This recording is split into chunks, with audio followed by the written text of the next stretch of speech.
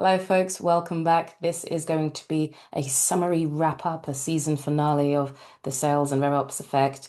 And I'll be back in a little while. There's just other stuff that I need to attend to, and everybody needs a little bit of a break. So I wanted to go through a few things that really stood out to me this time around. And well, I suppose always, but the conversations that I've been having this time around, and those main things are metrics, maturity of a company, and expectations versus reality. And I think I'll start with metrics really quickly in that our KPIs, our OKRs, everything, the numbers that we're looking at and everything like that, and what's in the dashboards, they are necessary, they are important, but different ones are necessary for different periods of time. And that will probably come back through when I talk about maturity again, in terms of growth, for a business. And a key thing that I want to say here is that even if you end up with like 20 metrics that are fantastic for your company and you can see really cool things in there, everybody doesn't need to see all of those metrics all the time. The reason why you have a good sturdy CRM is that it's collecting all of that data so that it's going to be useful for the person that's analyzing it at whatever level they're analyzing it at, right? So a salesperson in their dashboard, they at the very top of the screen will have the top three things that they need to see every single day. And they might have other stuff that's going on in there that makes things easier for them to navigate, right? But they don't need to be bombarded with all of those numbers and stats every single day because they're supposed to be running, they're supposed to be doing the work, right? Your managers, they might be also looking at three, or they're looking at five because they're going to be looking at different things. They're going to be looking at different things at a different level. A salesperson is going to be looking at their own numbers, a manager is going to be looking at their team's numbers.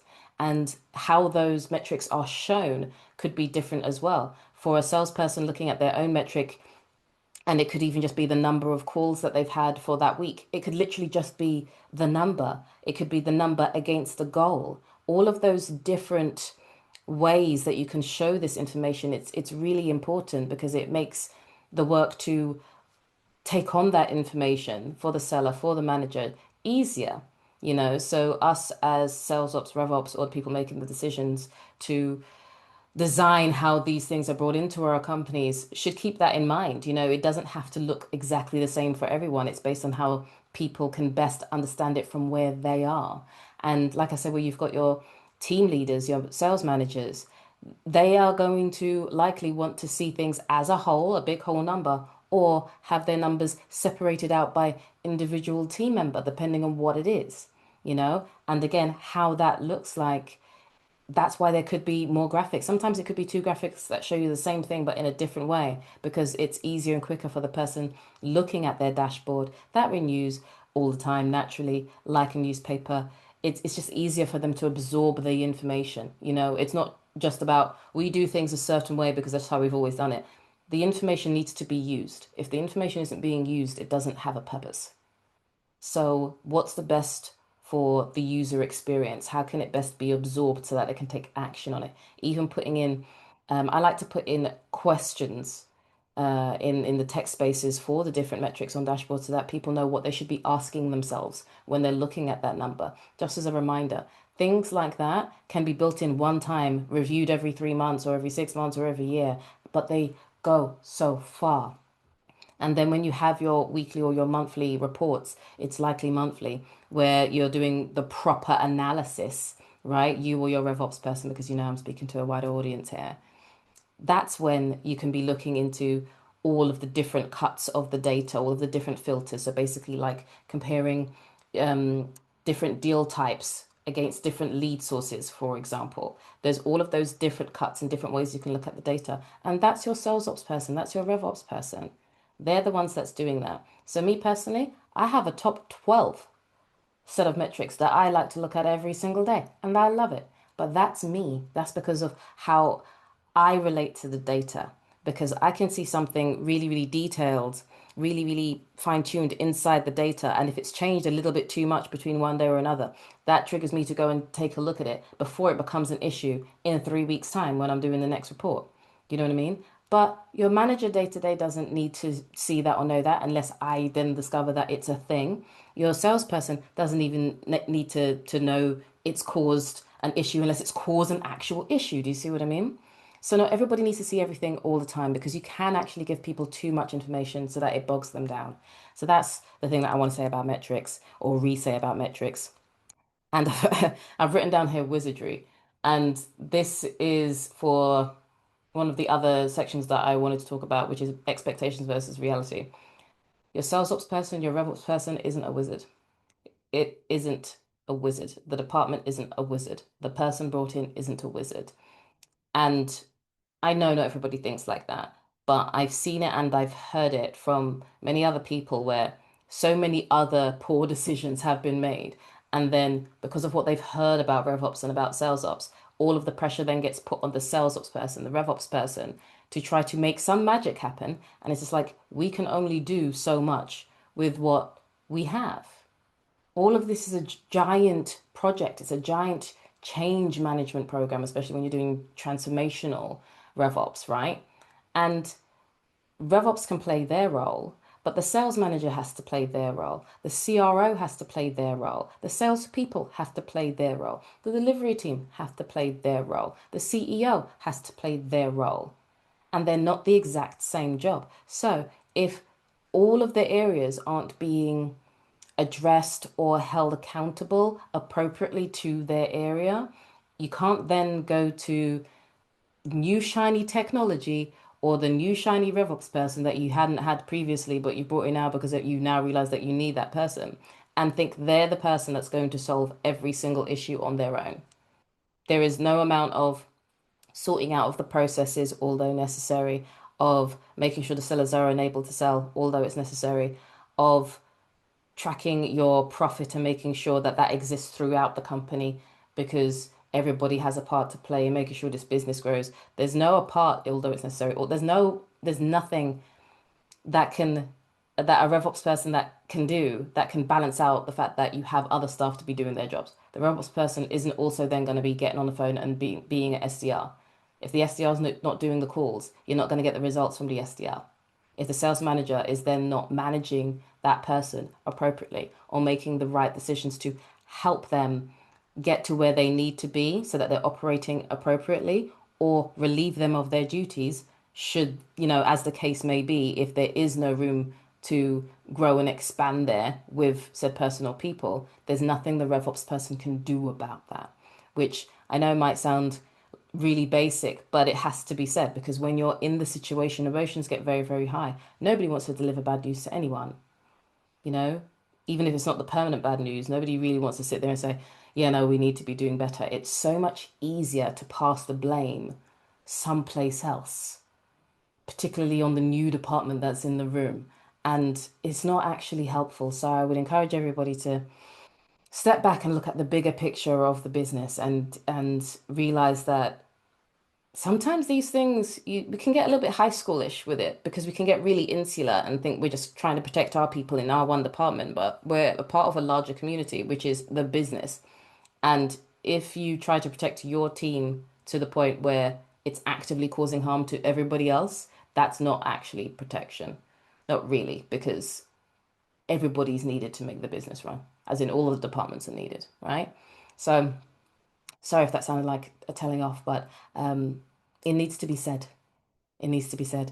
And then when it comes to maturity, if you're not familiar, I have a maturity model where you effectively look at the different parts of the business and how they connect as rev operations.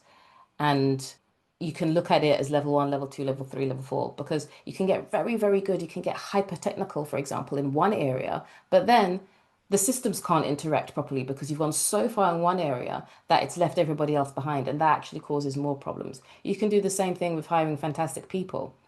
But if the levels of the people are so far beyond what everybody else can do, it's actually going to cause problems. And that doesn't mean we shouldn't grow and we shouldn't bring in new talent or new technology. That's not what I'm saying. It's just we have to remember that it's an ecosystem. And it's okay for some parts, people process technology, to be above or below other areas because that's just life, right? But there's a line. We need to, when we're budgeting for things, we need to remember that if we're putting all of the attention in this one area and letting everybody else starve, then eventually the whole system will starve. It doesn't work like that. And that also doesn't mean everybody gets the exact same amount, because we might not all need the exact same amount of love, money, time, and attention, to bring things up to standard. But being able to remember that there are levels to maturing in a business, and that it's okay to do things differently from what you even did 3 years ago. Because, not being funny, but that's a sign that things change and your business is changing. It's still alive. If it's changing, it's still alive, and there's still room to do better. And again, this is where we can, and I completely get it. And it's something that happens all the time, right? So please don't feel bad if this is one of the things that's happening in your business, but it we can become so insular. Things can seem really, really tight, and just have your blinkers on when you're in the thick of it. But you're not the only person, and you will survive it if you make the decisions that go towards the sustainability of your department and your business. Like true sustainability. It's like walking on stilts. If your stilts are like an appropriate thickness, but they're only an inch off the ground, you can walk just fine. If they're 2 meters off the ground, though, that appropriate thickness isn't going to keep you balanced anymore, and so on and so forth. If you keep just going up and think that everything's going to work out, it won't. And I have made that mistake. Many people, many smart, clever, fantastic people have made that mistake. But the main thing is if you're knowing you're going in the wrong direction, keep going in the wrong direction if you want it to get worse. It's about learning and growing from our mistakes, because it hurts to acknowledge when we've made those mistakes, but it hurts a lot less when you own it and find a way to fix it. And even if you can't find a way to fix it, how can you find a way to limit the negative effects of it? Can you learn from it? Trust me, it hurts a lot less when you can do the latter, rather than if you just keep digging your heels in. It just gets worse for everybody at some point. So those are my main things. And I'm happy to have that discussion about it as well, because I think it's just worth saying, like, we've all been there. You're not on your own. You're not the only person. We've all been there, and we can all get through it if we take accountability and take the big breath and be brave and reach out when we need help. It's all that kind of stuff. So that's what I wanted to say. And then in closing, again, just in case, you do miss me because you're not hearing from me every week. I have my services that are available. Some ones to point out. There's the RevOps Blueprint. That's for companies that are looking to scale up, and they need to really solidify all of their processes and things like that. But you're not necessarily in the place where you want to hire a RevOps person full time yet. Then that works really, really well. There's a bunch of different stuff in there where I basically come in, sort that out, and deliver that back to you within 4 weeks. Um, Including training, including the documentation, including a true understanding of when you're supposed to be looking at stuff. And it's super great. For companies that are a little bit further on, but still might not be in the place to hire RevOps, or they're in a transitional period where they don't want to rehire yet, let's say last person's left, then fractional RevOps Sales Ops is available as well, for a 12-week period at like 1 day a week. So there's that option, which also leads me onto, I'm also still available for associate contracting work. So for those lovely consultancies, because I do love you all, and you're doing a lot of marketing work, or you're doing a lot of selling work, you've realized, because I've been having this conversation, you've realized that there's some setup that needs to be done, either technical or helping people understand their metrics and things like that. And that's where I work well with consultancies. I can be the person that comes in and make sure all their systems are sorted out before they can then focus on the selling, and or help them with them understanding their metrics is metric, that word, afterwards. Because I also have my metrics service as well. And those are for the larger companies, but I haven't forgotten about my micro businesses. The tune up is there, the 6 week sales system tune up, which again is about solidifying what you're doing so that you can get out of the hustle and have some real routine around your people process technology. And people could just be you for businesses of that side. But it's just like, where should you be spending your time? Because there's a lot of time management comes into it as well. What technology do you actually need? Because I'm not affiliated with any one technology. And what does a real process look like? And trust me when I say having somebody from the outside in looking at your stuff is really helpful. I've been doing my stuff for years and I still have project manager friends that I ask to take a look at how I'm organizing something every now and again for my personal stuff that it's just really helpful to have somebody else look at what you're doing because they're going to look at it with a different perspective. They don't have all of the emotions attached, and emotions are very, very useful, but sometimes they can cloud what's actually happening. So if any of that floats your boat, you know how to get in touch with me. There's going to be links in the show notes. And I wish you very, very well. And we'll be speaking very soon. But do connect on Instagram, on LinkedIn, because I do believe I'm going to be doing a few lives in the future. So thank you for tuning in for this season. And I'll be speaking to you all again very, very soon.